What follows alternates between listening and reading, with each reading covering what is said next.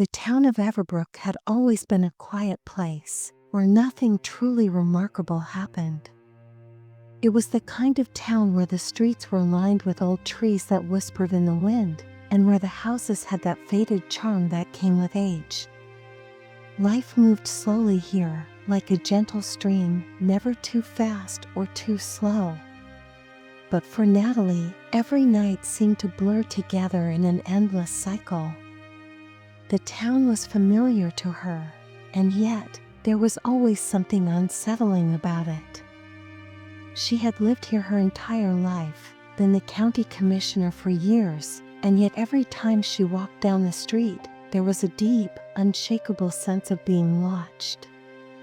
Not in a comforting way, but in a way that made her shoulders tense and her steps falter.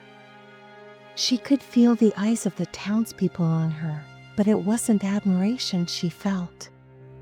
It was something darker, something cold. Natalie never let anyone see it. Not the people at work, not the people at the bar, and certainly not Trent. But the truth was, the bar had become her refuge. The dim light, the low murmur of conversation, the familiar hum of the jukebox, it all made her feel like she could breathe again. And there, in that corner of the bar, was where she always found him. Trent. She had met Trent years ago, back when life seemed simpler. He wasn't a man she had been particularly close to in school, but as the years passed, they had become inseparable. Or so it seemed. He was always there, at the bar, beside her, laughing with her. She would arrive after a long day at work, and there he would be, with that dark humor of his and that sharp look in his eyes, as though he could see through her, past the layers of her carefully constructed life. But something was off. Something always felt wrong about their relationship. She couldn't put her finger on it. Maybe it was the way he seemed to always know when she needed him, or the way he would subtly take over the conversation when another man tried to get too close to her. It was as if Trent wasn't just her friend.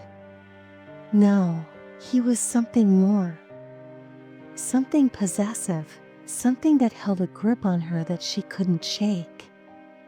At first, she had chalked it up to a harmless friendship.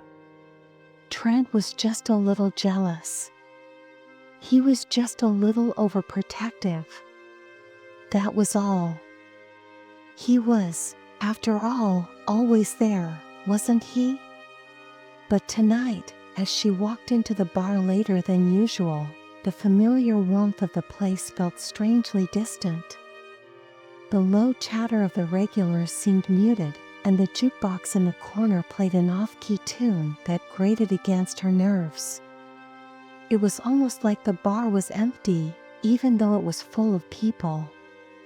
The air was thick, heavy with something she couldn't quite identify.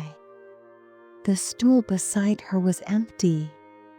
Natalie glanced around, expecting Trent to walk in any moment, his long, confident stride carrying him to their usual spot. But the minutes passed, and still, he didn't show. It wasn't like him to be late. Not this late. Not after all these years of their nightly ritual. She made her way to the bar, her heart pounding in her chest. There was a coldness in the air that hadn't been there before, a biting chill that settled deep into her bones. She ordered her usual drink, trying to shake the unease that was slowly creeping up on her. As the bartender, Greg, slid the drink toward her, she caught the strange look on his face. "Trent not here yet?" she asked, forcing a smile, even though something felt wrong. Greg didn't answer immediately. Instead, he stared at her for a long moment, his expression unreadable. Then, with a slow shake of his head, he spoke. "Natalie." Trent hasn't been here in years. She blinked, confused. What are you talking about? He's here every night. We always sit together. Greg's face darkened, and he leaned in closer. You really don't remember, do you? Trent. He died. That car accident. 10 years ago, remember? You were the one who spoke at his funeral. You told everyone how much you cared about him. Her mind went blank.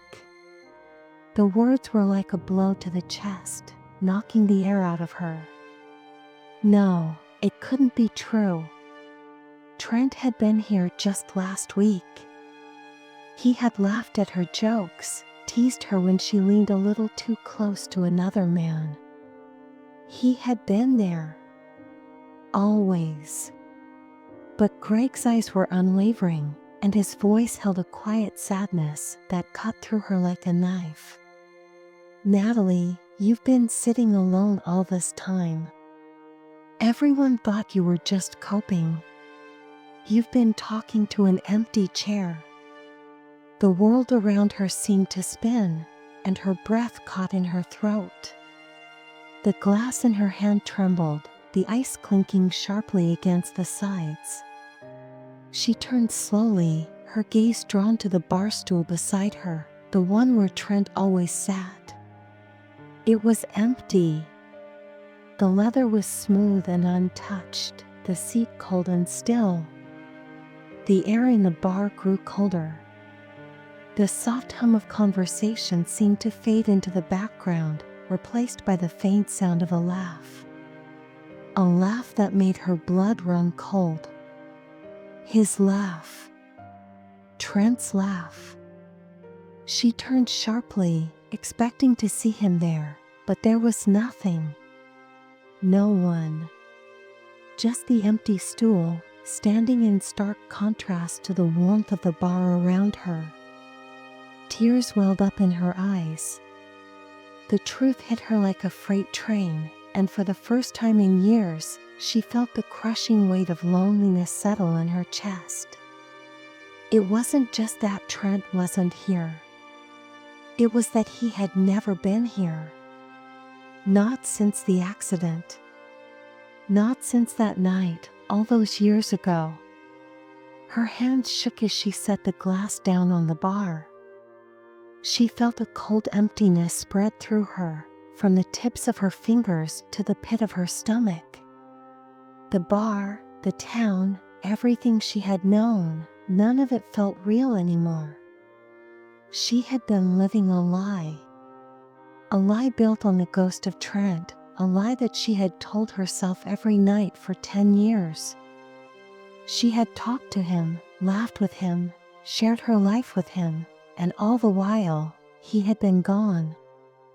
I'm sorry, she whispered, her voice breaking as the realization settled over her like a suffocating weight. I didn't know how to let you go.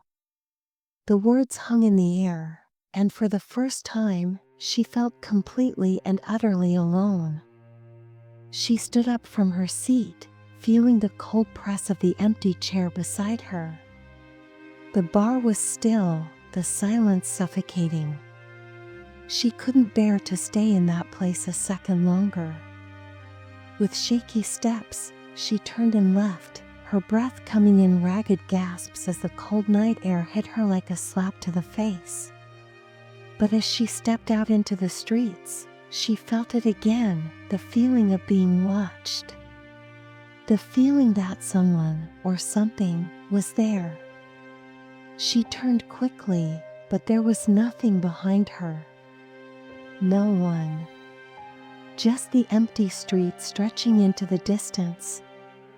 And then, just as she thought she was alone, the faintest whisper of a laugh echoed in her ears. Trent's laugh. It was then that she realized he was never truly gone. Trent had never left. He had been with her all along, pulling the strings of her mind, keeping her tethered to him. And now, in the silence of the night, she could hear his voice more clearly than ever. It wasn't over. It would never be over.